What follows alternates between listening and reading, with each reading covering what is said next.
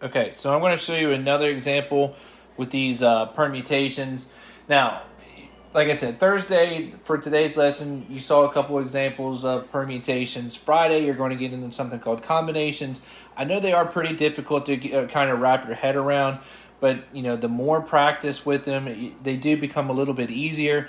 The biggest difference, understanding that in a permutation, order does matter. A lot of times you see it. Talking about running a race, there is a difference between you finishing first and you finishing third. Okay, so I'm going to show you another example. And really the reason I'm showing you this video is because I'm going to show you a calculator. Your calculator can actually compute these permutations and combinations. You have the formula, the videos have shown you the formula stuff, and it's a lot of multiplication, but your calculator actually takes care of a lot of that too. Okay, so I'm going to show you how to do this by hand, and then I'm going to show you the calculator at the end. So again, an example with the race. Say you have 14. Say you have 15 horses in a race. How many different ways can they finish first, second, and third? I know you saw that big formula or whatever where we saw the n factorials over the n minus r factorials. The one video I showed you where the guy talked about where he just kind of multiplied them out, that's how I think of it as well. If we think about, we've got to have a horse finish first, we've got to have a horse finish second, and we've got to have a horse finish third. This is how my mind kind of goes to it. I don't like the formula either. The formula works if you have it. It's just kind of a plug and chug and multiply it out. But if you really understand what's going on, this is kind of the conceptualized way of what to think about. So if we've got 15 horses here, in the beginning, 15 horses can finish in first place, right? They all have, I know they have different odds, but they all have, and they all could possibly finish in first place.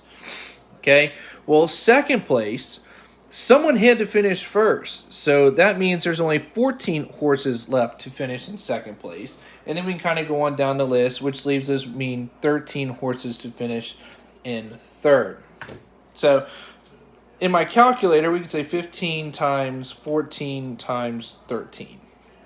Right, so there are 2,730 different ways those 15 horses can finish first, second, and third. Okay, but part of the formula, we have NPR. How many outcomes and what are you choosing from, right? So in permutation R, we're here. Right, we had 15 horses, but we only wanted those 15 horses in 3 spots, right? So your calculator can actually do this. So instead of multiplying it out, I'm going to show you how to put this, not R, we know it's 3, 15PR or 15P3 or NPR in our calculator. So in your calculator, so again, Calculate 84, that's a great app for, I know, iPhone users. The Android market, I'm sure there's got to be something similar to it.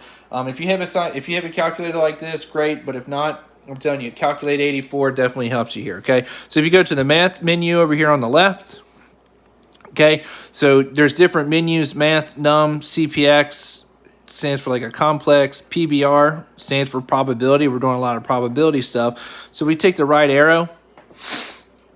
Okay, and go over to probability. And notice the second and third ones down, right? You see the NPR, and then tomorrow you're going to get into combinatorics, which is the NCR. But right now this is a permutation because order does matter. Oops, sorry. So to set it up, so we went 15P3. So to enter the first number, and a newer calculator might actually let you just put it in the box. We know the 15's got to go first. So then we go into our math.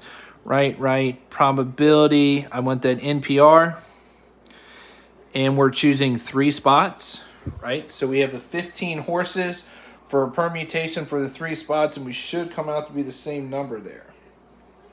Okay, so just kind of a calculator hack there. If you truly understand the multiplication part of it, I don't think that's too bad to do there. If you have the formula, again, same kind of concept, but your calculator definitely does this as well. Okay, so again, if we go to the math menu, go all the way over to the right with probability or the PRB, you can see Okay, the number 2 spot, you see the permutation. Number 3 spot, this would be tomorrow. You see the combination.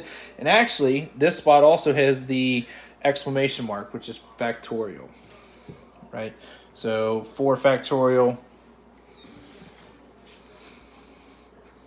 4 factorial is the same thing as saying 4 times 3 times 2 times 1. 4 times 3 is 12. 12 times 2 is 24.